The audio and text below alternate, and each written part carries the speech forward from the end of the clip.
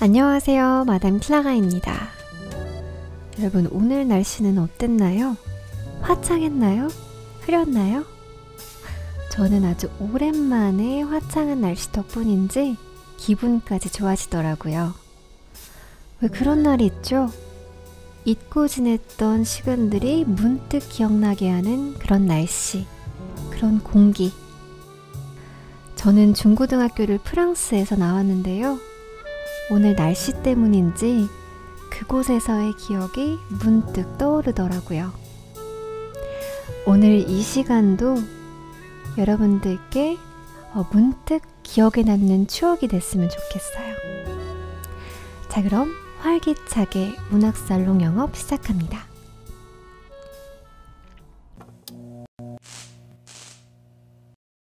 생텍쥐페리는 스스로 사파까지 그려 넣어서 어린 왕자를 완성했다고 해요. 거기엔 숨겨진 일화가 있는데요. 그가 뉴욕에 체류했을 당시 미국의 담당 출판업자와 함께 레스토랑에서 저녁을 먹던 도중 냅킨에 한 아이를 낙서해 그렸대요. 그걸 본 출판업자가 크리스마스 전까지 이 아이를 소재로 한 동화를 만들면 참 좋겠군요 라는 제안을 했다고 합니다. 그래서 그는 동화를 쓰기 시작했어요. 그 냅킨 속 아이, 바로 어린 왕자의 이야기를요. 어쩌면 그의 마음속에는 아주 오래전부터 어린 왕자가 살아 숨쉬고 있었을지도 모르겠네요. 자, 그럼 지금부터 프랑스어로 어린 왕자 읽어드릴게요.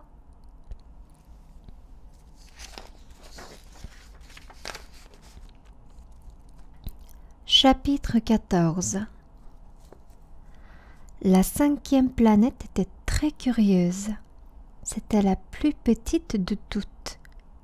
Il y avait là juste assez de place pour loger un réverbère et un allumeur de réverbère.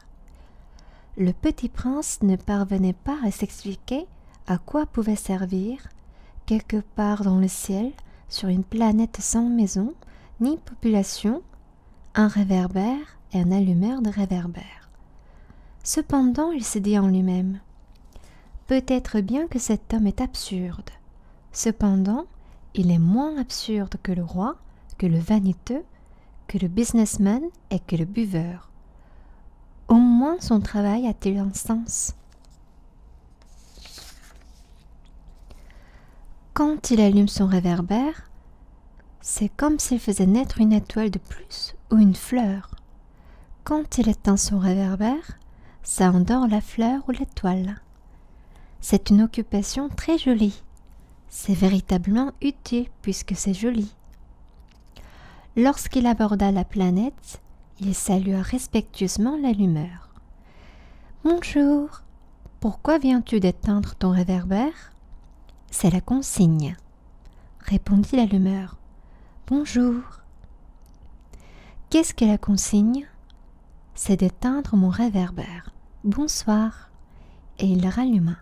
« Mais pourquoi viens-tu de le rallumer ?»« C'est la consigne, » répondit l'allumeur. « Je ne comprends pas, » dit le petit prince. « Il n'y a rien à comprendre, » dit l'allumeur. « La consigne, c'est la consigne. Bonjour. » Et il éteignit son réverbère. Puis, il s'épongea le front avec un mouchoir à carreaux rouges. « Je fais là un métier terrible. C'était raisonnable autrefois. J'éteignais le matin et j'allumais le soir. J'avais le reste du jour pour me reposer et le reste de la nuit pour dormir.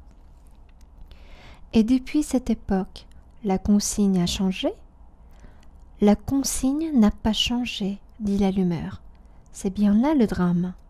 La planète d'année en année a tourné de plus en plus vite et la consigne n'a pas changé. »« Alors, » dit le petit prince, « alors maintenant qu'elle fait un tour par minute, je n'ai plus une seconde de repos. J'allume et j'éteins une fois par minute. Ça, c'est drôle. Les jours chez toi durent 1 minute. Ce n'est pas drôle du tout, dit l'allumeur. Ça fait déjà 1 mois que nous parlons ensemble. 1 mois ? Oui, 30 minutes, 30 jours. Bonsoir. » Et il ralluma son réverbère. Le petit prince le regarda et il aima cet allumeur qui était tellement fidèle à la consigne.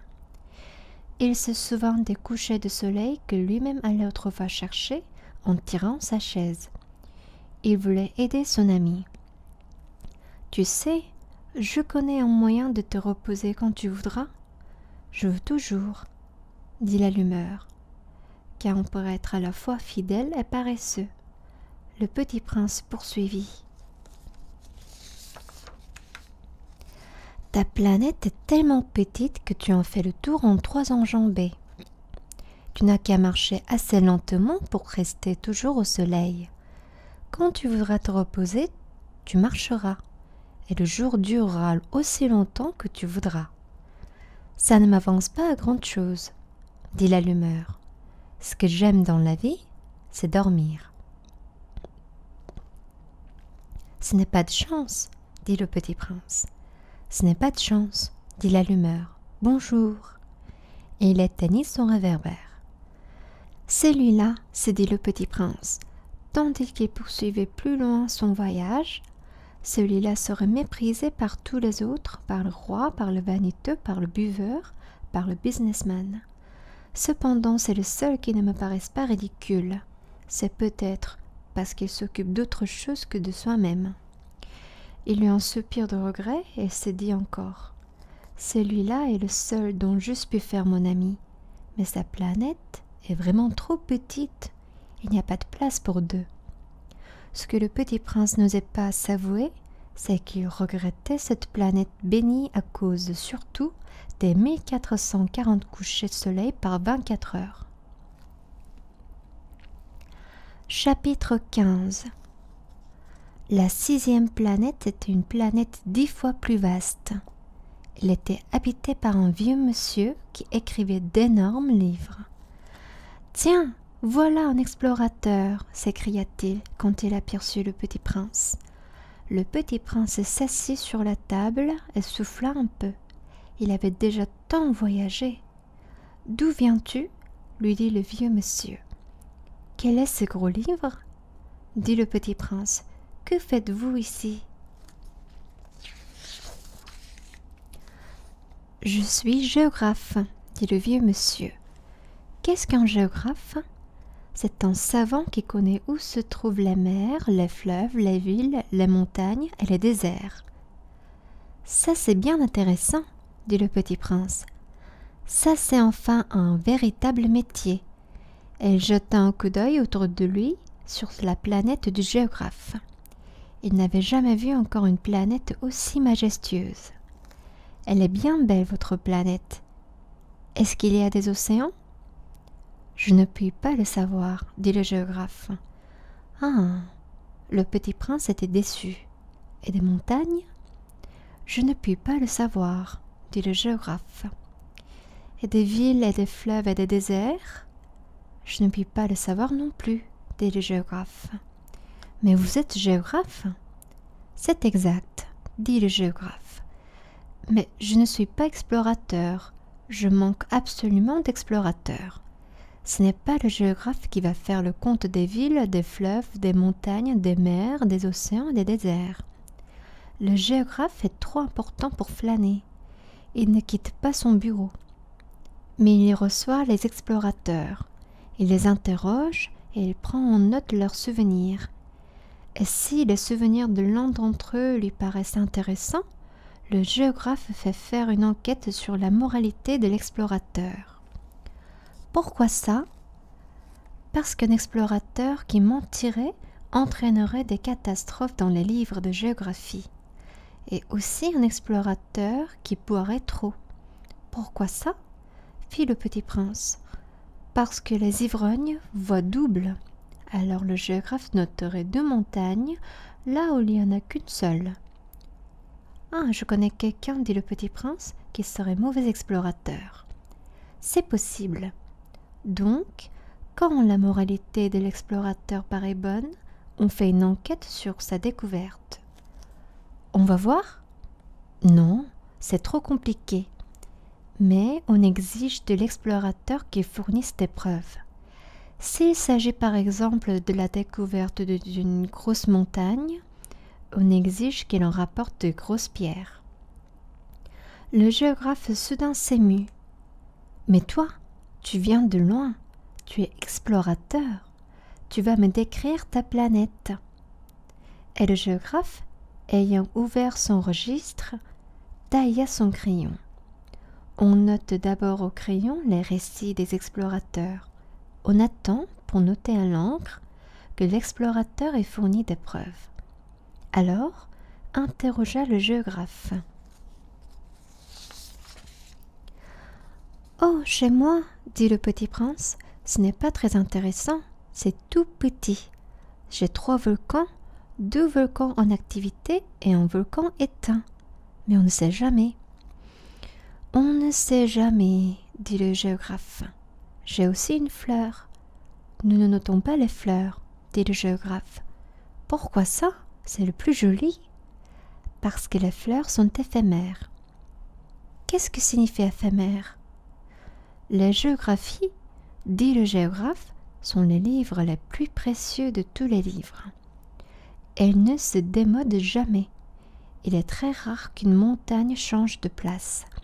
Il est très rare qu'un océan se vide de son eau. Nous écrivons des choses éternelles. Mais les volcans éteints peuvent se réveiller, interrompit le petit prince. Qu'est-ce que signifie éphémère? Que les volcans soient éteints ou soient éveillés, ça revient au même pour nous autres, dit le géographe. Ce qui compte pour nous, c'est la montagne. Elle ne change pas. Mais qu'est-ce que signifie éphémère? Répéta le petit prince qui, de sa vie, n'avait renoncé à une question une fois qu'il l'avait posée. Ça signifie qu'il est menacé de disparition prochaine. Ma fleur est menacée de disparition prochaine? Bien sûr. Ma fleur est éphémère, se dit le petit prince. Elle n'a que 4 épines pour se défendre contre le monde. Et je l'ai laissée toute seule chez moi. Ce fut là son premier mouvement de regret. Mais il reprit courage. « Que me conseillez-vous d'aller visiter ?» demanda-t-il. « La planète Terre, » lui répondit le géographe. « Elle a une bonne réputation. » Et le petit prince s'en fut, songeant à sa fleur.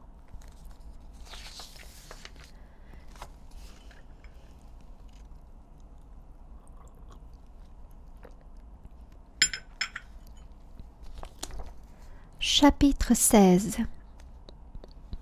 La 7e planète fut donc la Terre. La Terre n'est pas une planète quelconque.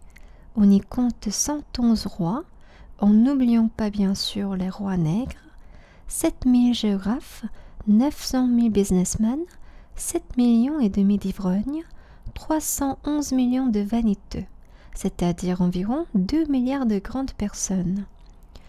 Pour vous donner une idée des dimensions de la Terre, je vous dirais qu'avant l'invention de l'électricité, on y devait entretenir, sur l'ensemble des 6 continents, une véritable armée de 462 511 allumeurs de réverbères. Vu d'un peu loin, ça faisait un effet splendide. Les mouvements de cette armée étaient réglés comme ceux d'un ballet d'opéra. D'abord venait le tour des allumeurs de réverbères de Nouvelle-Zélande et d'Australie. Puis ceux-ci, ayant allumé leurs lampions, s'en allaient dormir.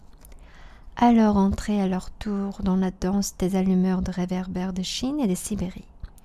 Puis eux aussi s'escamotaient dans les coulisses. Alors venait le tour des allumeurs de réverbères de Russie et des Indes. Puis de ceux d'Afrique et d'Europe. Puis de ceux d'Amérique du Sud, puis de ceux d'Amérique du Nord. Et jamais ils ne se trompaient dans leur ordre d'entrée en scène. C'était grandiose.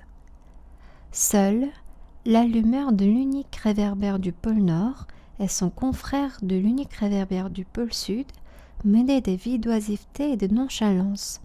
Ils travaillaient 2 fois par an. Chapitre 17. Quand on veut faire de l'esprit, il arrive qu'on l'en monte un peu. je n'ai pas été très honnête en vous parlant des allumeurs de réverbères. Je risque de donner une fausse idée de notre planète à ceux qui ne la connaissent pas. Les hommes occupent très peu de place sur la Terre. Si les 2 milliards d'habitants qui peuplent la Terre se tenaient debout et un peu serrés, comme pour un meeting, ils logeraient aisément sur une place publique de 20 000 de long sur 20 000 de large. On pourrait entasser l'humanité sur le moindre petit îlot du Pacifique. Les grandes personnes, bien sûr, ne vous croiront pas. Elles s'imaginent tenir beaucoup de place. Elles se voient importantes comme les baobabs. Vous leur conseillerez donc de faire le calcul. Elles adorent les chiffres. Ça leur plaira. Mais ne perdez pas votre temps à ce pensum, c'est inutile. Vous avez confiance en moi. Le petit prince, une fois sur terre, fut donc bien surpris de ne voir personne. Il avait déjà peur de s'être trompé de planète quand un anneau couleur de lune remua dans le sable. « Bonne nuit !» fit le petit prince à tout hasard. « Bonne nuit !» fit le serpent. « Sur quelle planète suis-je tombé ?» demanda le petit prince. « Sur la terre, en Afrique. » répondit le serpent. « Ah, il n'y a donc personne sur la terre ? Ici, c'est le désert. Il n'y a personne dans les déserts. La terre est grande, dit le serpent. Le petit prince s'assit sur une pierre et leva les yeux vers le ciel. « Je me demande, dit-il, si les étoiles sont éclairées afin que chacun puisse un jour retrouver la sienne. Regarde ma planète, elle est juste au-dessus de nous, mais comme elle est loin. »« Elle est belle, dit le serpent. Que viens-tu faire ici ?»« J'ai des difficultés avec une fleur, dit le petit prince. »« Ah, fit le serpent, et ils se turent. « Où sont les hommes ?» reprit enfin le petit prince. « On est un peu seul dans le désert. »« On est seul aussi chez les hommes, dit le serpent. Le petit prince le regarda longtemps. « Tu es une drôle de bête, lui dit-il enfin, mince comme un doigt. »« Mais je suis plus puissant que le doigt d'un roi, dit le serpent. Le petit prince eut un sourire. « Tu n'es pas bien puissant, tu n'as même pas de pattes, tu ne peux même pas voyager. »« Je puis t'emporter plus loin qu'un navire, dit le serpent. Il s'enroula autour de la cheville du petit prince comme un bracelet d'or. « Celui que je touche, je le rends à la terre dont il est sorti, dit-il encore. Mais tu es pur et tu viens d'une étoile. » Le petit prince ne répondit rien. « Tu me fais pitié, toi si faible sur cette terre de granit. Je puis t'aider un jour si tu regrettes trop ta planète, je puis. »« Oh, j'ai très bien compris, fit le petit prince. Mais pourquoi parles-tu toujours par énigme ? » ?»« Je les résous toutes, dit le serpent, et ils se turent.